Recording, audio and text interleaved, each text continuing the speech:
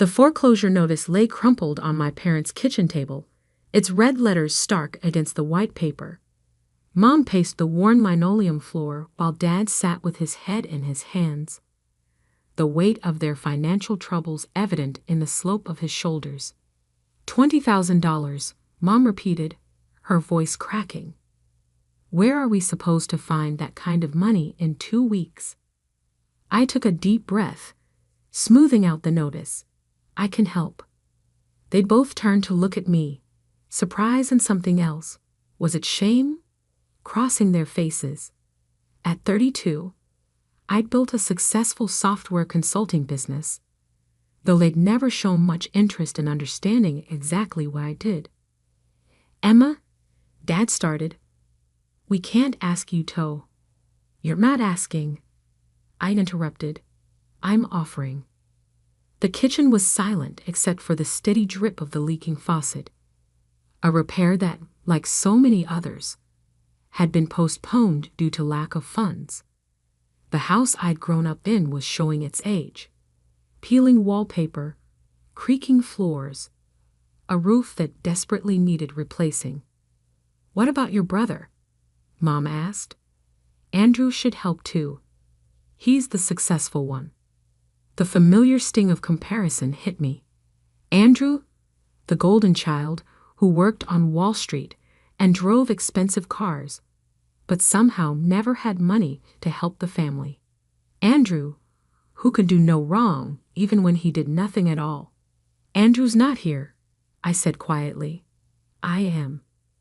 I pulled out my phone, opened my banking app, and showed them the transfer I'd already prepared. $20,000, ready to move with a single tap. Mom's eyes widened. How do you have that kind of money? I told you my business was doing well. Though they'd never asked for details, never shown interest in my growing success, I can transfer it right now. Dad straightened in his chair. We'll pay you back, of course. No need, I said, tapping the transfer button. Consider it a gift. The notification chimed, confirming the transaction. $20,000, more than they'd ever believed I could earn, let alone save. Moving from my account to theirs. I don't know what to say, Mom whispered, tears in her eyes. Just promise me something, I said, standing up. Promise you'll stop comparing me to Andrew. Stop acting like I'm somehow less successful just because I chose a different path. The moment the words left my mouth, I knew I'd made a mistake. Mom's face hardened, the gratitude vanishing as quickly as it had appeared. How dare you? She snapped. After everything we've done for you, you use this to try to make us feel guilty. That's not what your brother would never throw his success in our faces like this. I stared at her, disbelief mixing with a lifetime of hurt. I just gave you $20,000 to save your house. And now, you're using it against us. Mom's voice rose, just like you've always been jealous of your brother's success. Margaret, Dad said weakly, but she was too far gone. Get out, she screamed, pointing at the door. Get out and never come back. We don't need your money or your judgment. I stood frozen, the reality of what was happening slowly sinking in. I'd just given them enough money to save their home, and instead of gratitude, I was getting thrown out. Mom, please. Out. She grabbed my arm, pushing me toward the door. And take your money with you. We'll find another way. The transfer's already done, I said quietly, letting her push me onto the front porch. The mortgage is due in 2 weeks.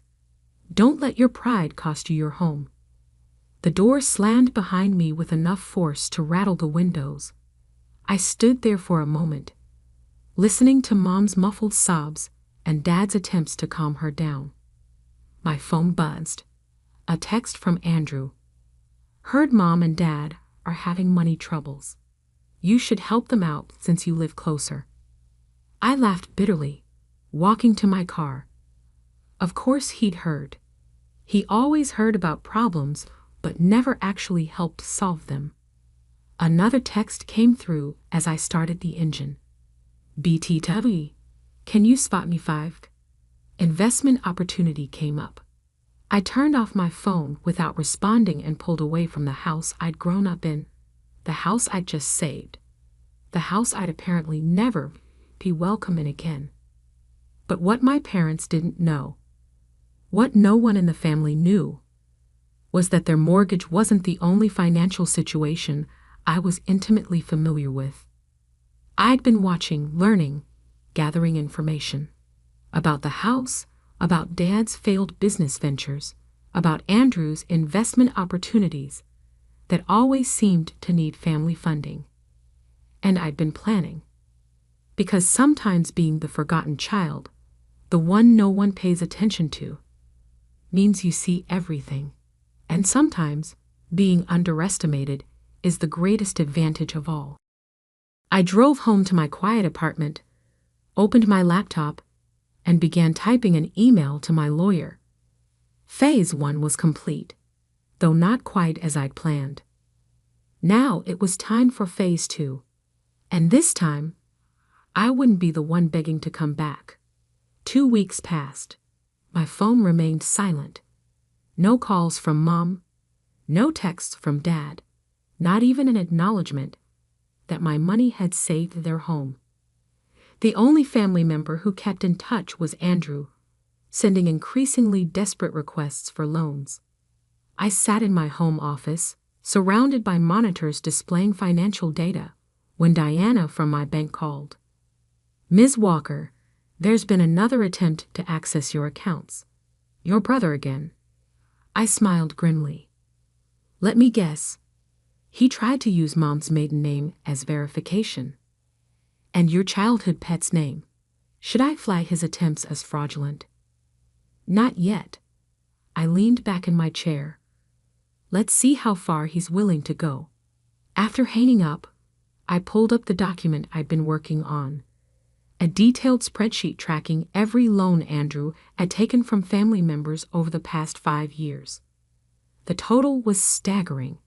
Over $300,000 borrowed and never repaid. My intercom buzzed. Your 2 p.m. is here, my assistant announced. Right on time, James Parker from the SEC walked into my office. He'd been surprisingly interested when I'd reached out about investigating certain investment schemes.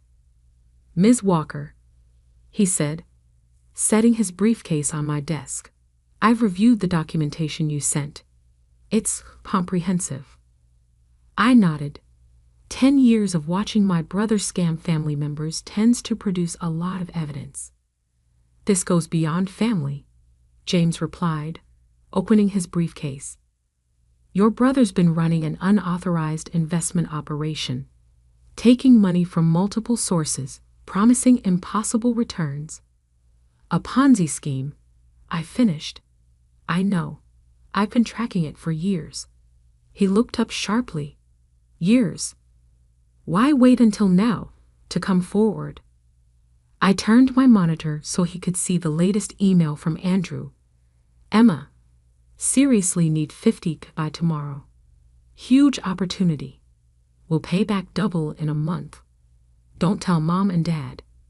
Because sometimes you have to wait for people to reveal who they really are. James studied the email. Your parents, they're victims in this too. They're his biggest enablers, I corrected. They've remortgaged their house 3 times to give him money. The $20,000 I paid 2 weeks ago, that was to save them from foreclosure after his last sure thing investment failed. And they don't know you're the one who reported him. They don't know anything about me, I said quietly. They never have. My phone buzzed. A text from Dad. Monthly mortgage payment due next week. Assuming you're handling it, since you offered to help. I showed it to James. See? They threw me out 2 weeks ago, told me never to come back. Now they just expect me to keep paying. He shook his head. We'll need statements from other victims. Family members who lost money. Already compiled. I handed him a thick folder. Statements, bank records, text messages. Aunt Sarah lost her retirement fund. Uncle Pete had to sell his business. Cousin Michael's kids can't go to college. And they're all willing to testify. They will be. Once they understand what really happened to their money. My phone buzzed again. Mom this time. Andrew needs help with an investment. If you can't support your brother, at least send the mortgage payment. James raised an eyebrow at the message. Perfect timing, I said. Ready to move forward? He nodded, pulling out official-looking documents. We can execute the warrants tomorrow morning. No, I replied, checking my calendar. Next week, Tuesday. Why the delay? Because Monday is the monthly family dinner. The one where Andrew always announces his latest investment opportunity and collects more money. I smiled slightly. I want him to have one last chance to show exactly who he is. After James left, I sat staring at my parents' texts. They hadn't bothered to ask how I was doing after throwing me out. Hadn't acknowledged the money I'd given them. Just demanded more, always more, to feed Andrew's endless schemes. My laptop pinged with an alert. Andrew had just booked a first-class flight to the Cayman Islands for next Wednesday. Right on schedule. I picked up my phone and typed a response to Mom. I'll be at dinner on Monday. Her reply came instantly. Good. Bring your checkbook. Your brother has an amazing opportunity to share. I forwarded the exchange to James, adding surveillance team confirmed for Monday. All set, he replied. Recording devices will catch everything.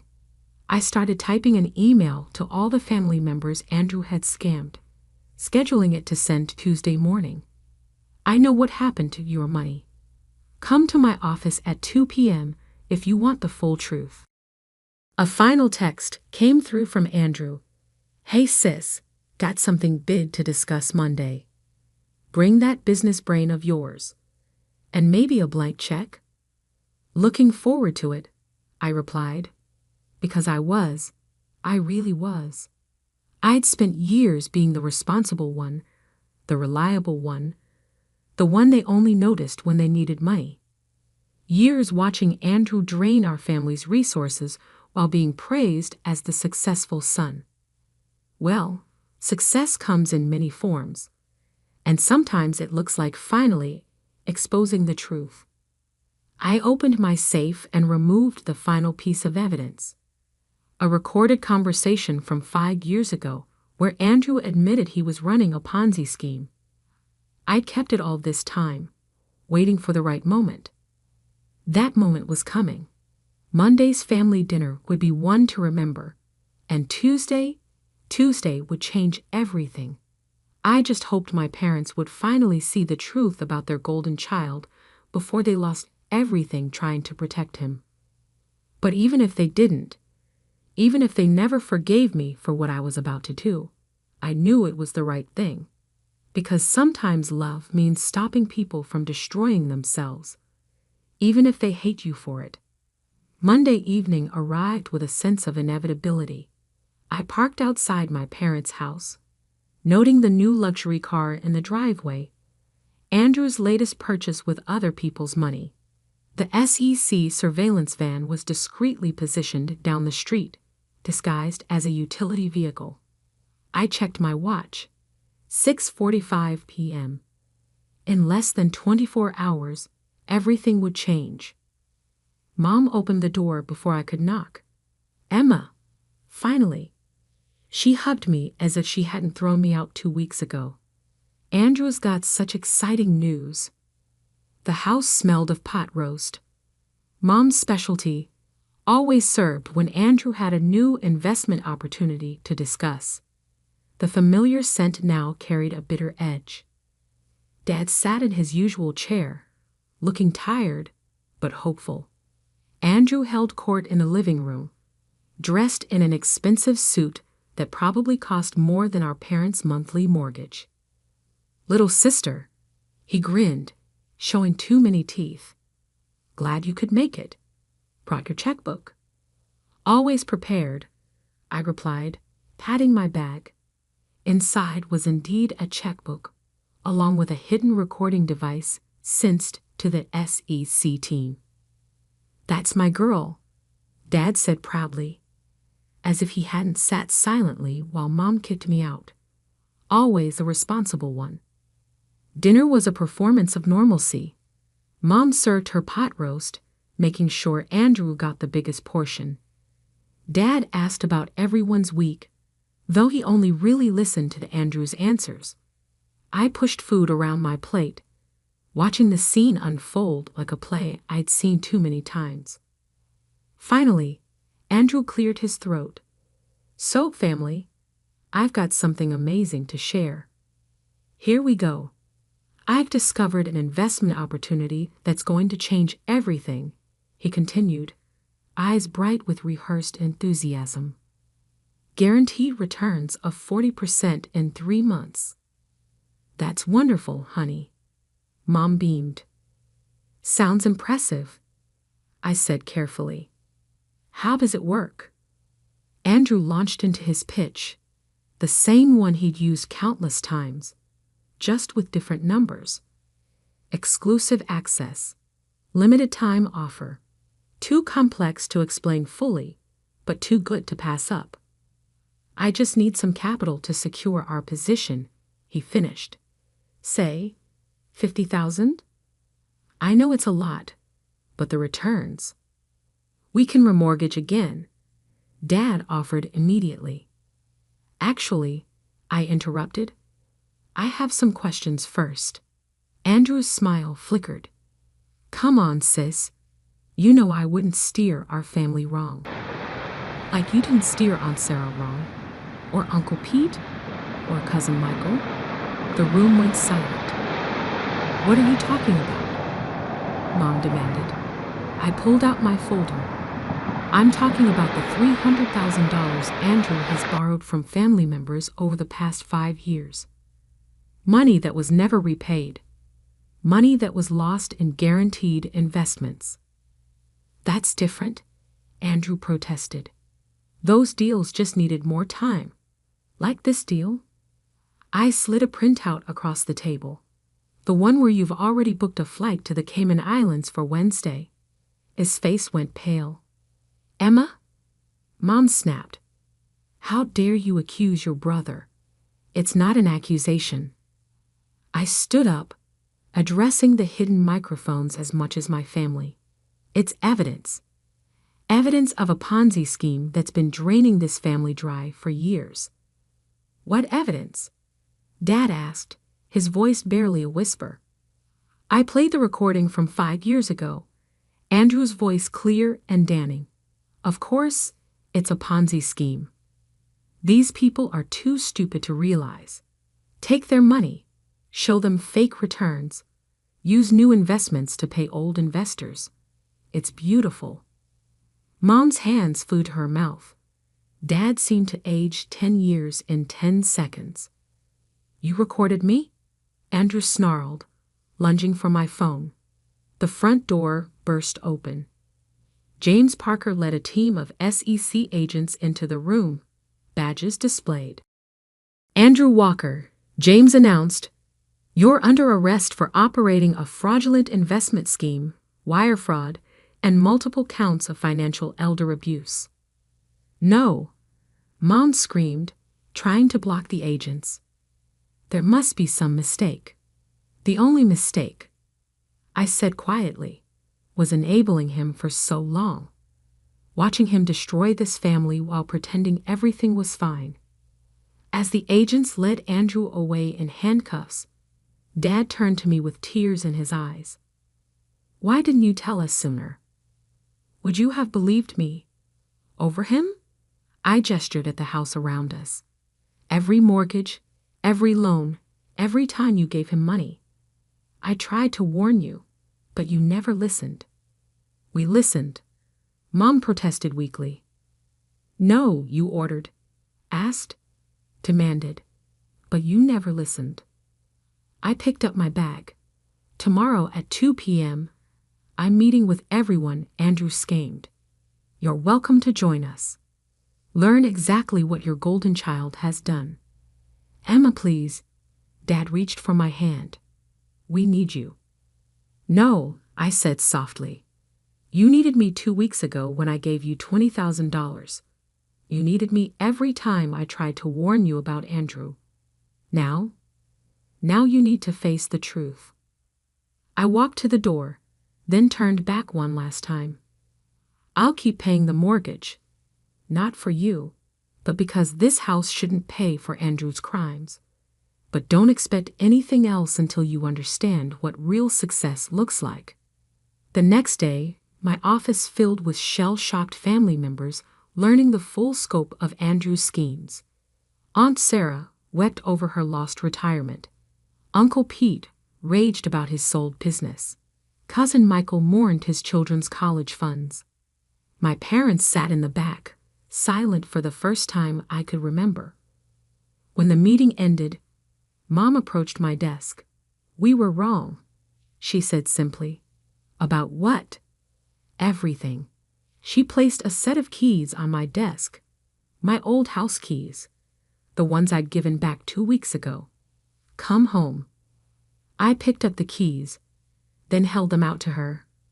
I am home. In the life I built while you were busy praising Andrew's lies.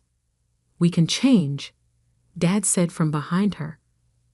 Then prove it. I handed them a folder. Inside is a repayment plan for everyone Andrew scammed. Start there. Show me you understand the difference between flash and substance. They left with the folder, shoulders bent under the weight of truth.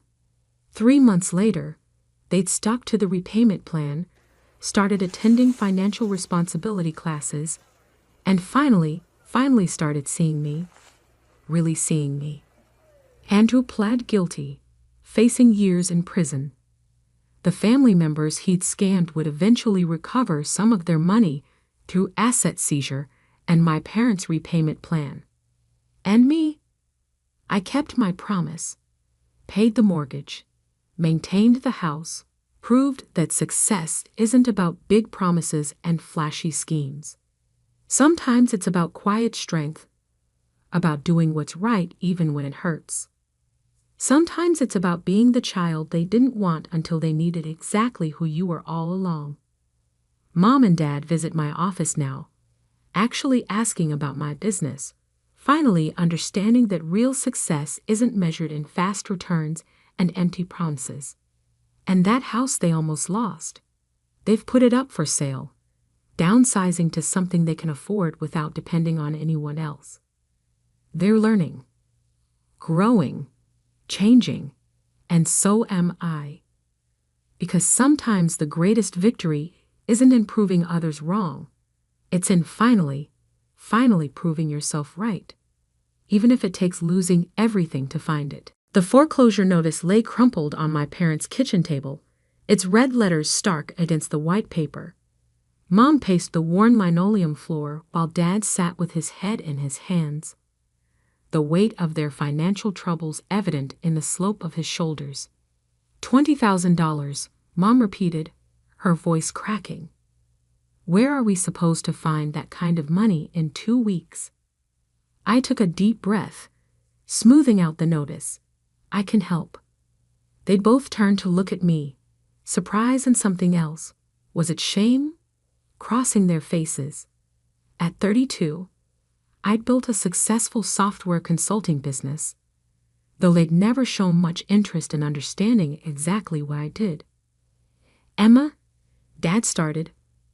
We can't ask you to. You're not asking. I interrupted. I'm offering. The kitchen was silent except for the steady drip of the leaking faucet, a repair that, like so many others, had been postponed due to lack of funds. The house I'd grown up in was showing its age. Peeling wallpaper, creaking floors, a roof that desperately needed replacing. "What about your brother?" Mom asked. "Andrew should help too. He's the successful one."